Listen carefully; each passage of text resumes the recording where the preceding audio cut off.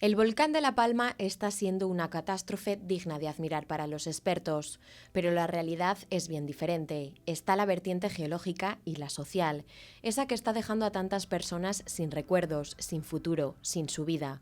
Una catástrofe natural que cuando se pensaba que podría estar terminando ha vuelto a sorprendernos. De hecho, se ha vuelto imparable.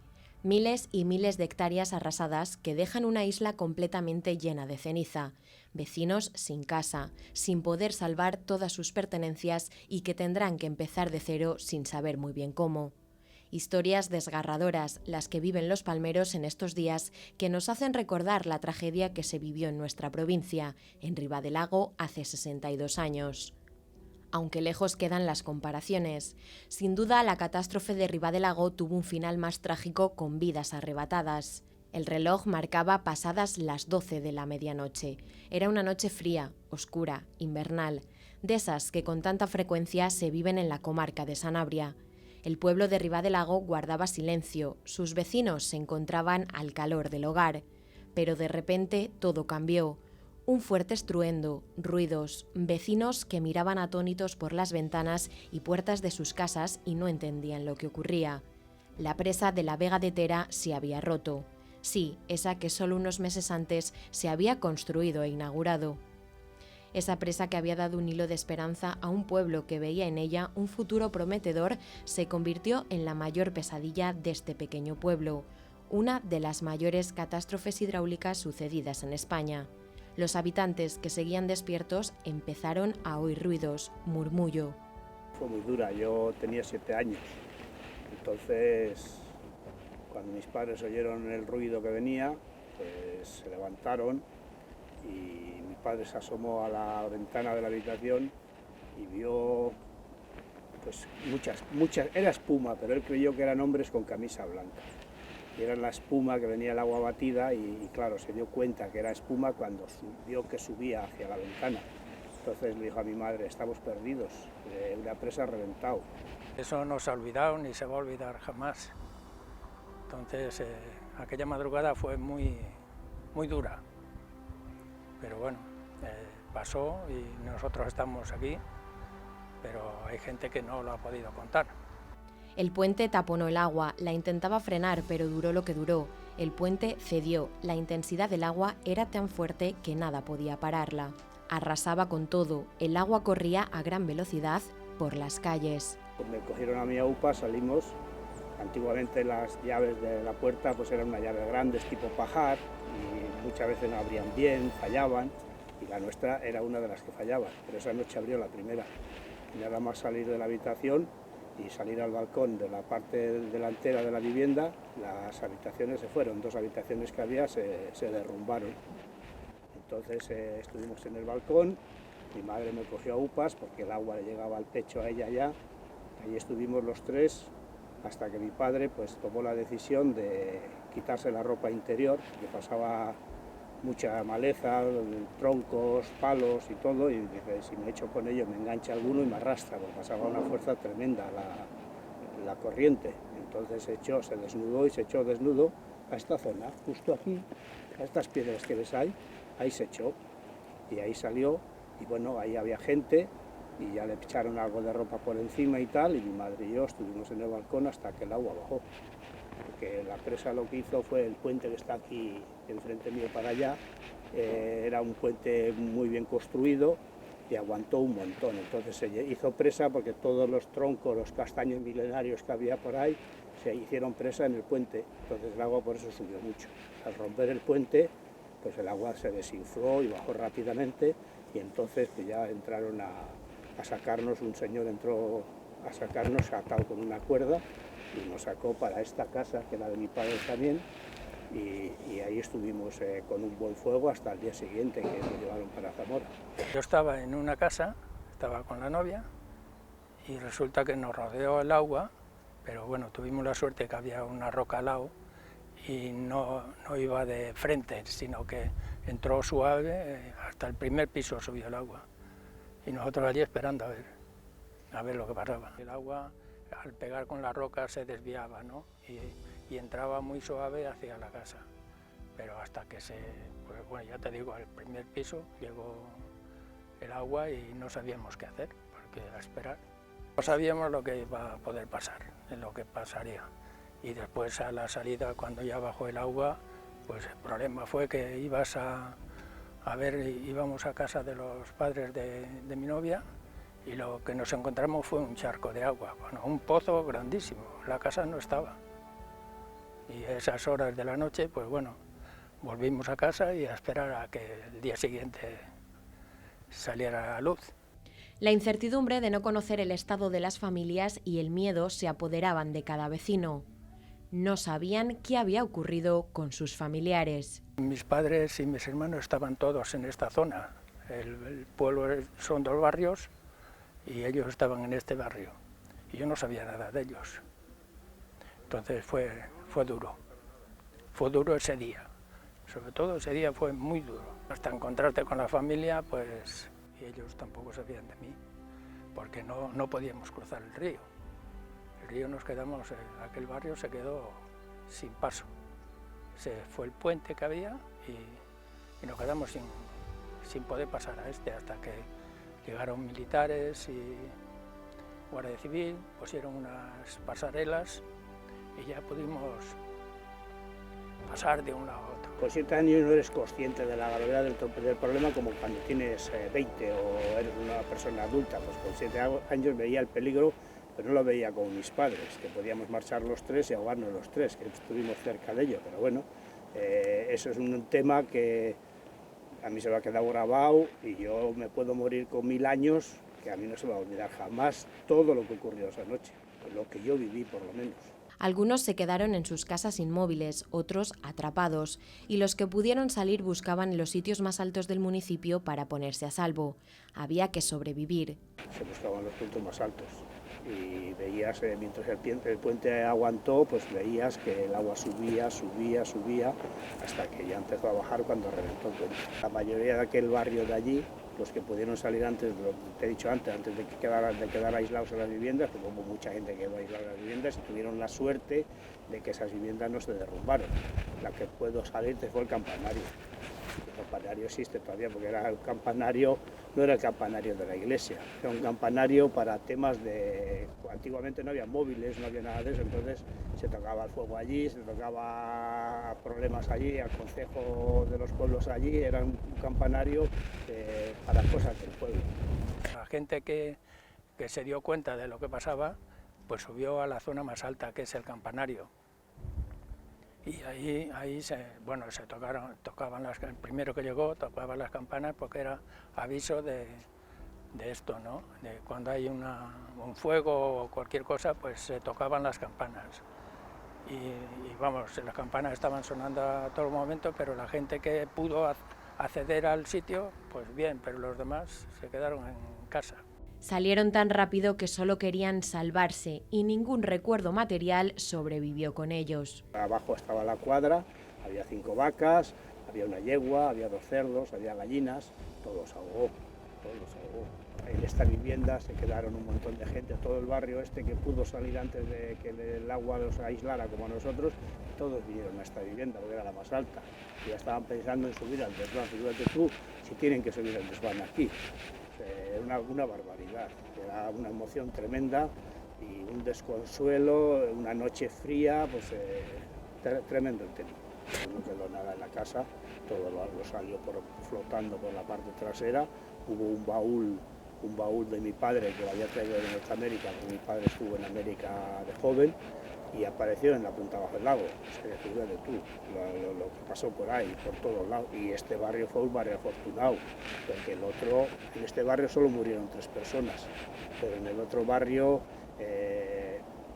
no tuvieron ninguna oportunidad. La gente que les pilló de a bocajarro según les cogió bajando del cañón, no les dio ninguna oportunidad. No tuvieron ninguna oportunidad de ningún tipo. Lo que intentabas era salvarte, no podías pensar en lo que te ibas a llevar. Aquí la gente que salió corriendo sin pensarlo. Entonces ahí se salvaron varias familias por eso, porque se dieron cuenta de que yo también me di cuenta que era un pantano que había reventado, porque yo salimos de casa. Estábamos en casa y salimos, mi novia y yo salimos a ver lo que pasaba, porque no sabíamos lo que era. Y ya nos dimos cuenta que era una presa que había reventado. Nos dimos la vuelta, había una hermana y el abuelo con ella, y para sacarlos de casa ya no nos dio tiempo. Entramos en casa y al momento estábamos ya con el agua casi al cuello, podemos decir, ¿no? En total, 144 personas fueron arrastradas. Solo se recuperaron 28 cuerpos. Alberto Vázquez Figueroa, submarinista que buscó los cuerpos, relataba que el agua estaba helada y era muy difícil poder ver algo. Fueron 144 víctimas, de las 144 creo que aparecieron 28, entonces fue un drama, y en aquellos años del año 59 aquí los psicólogos ni nada, no existía. Aquí salimos a flote pues cada uno como pudo. Un tema que les lleva torturando toda la vida. Dicen que no han podido ni querido hablar de ello hasta el 50 aniversario, cuando parece que un poco las heridas pueden haber sanado. Para los supervivientes, hasta el aniversario de los 50 años, yo creo que fue para nosotros un tabú. La gente no queríamos hablar de ese tema. Nos emocionábamos de tal. Yo no podía hablar porque me ponía a llorar enseguida.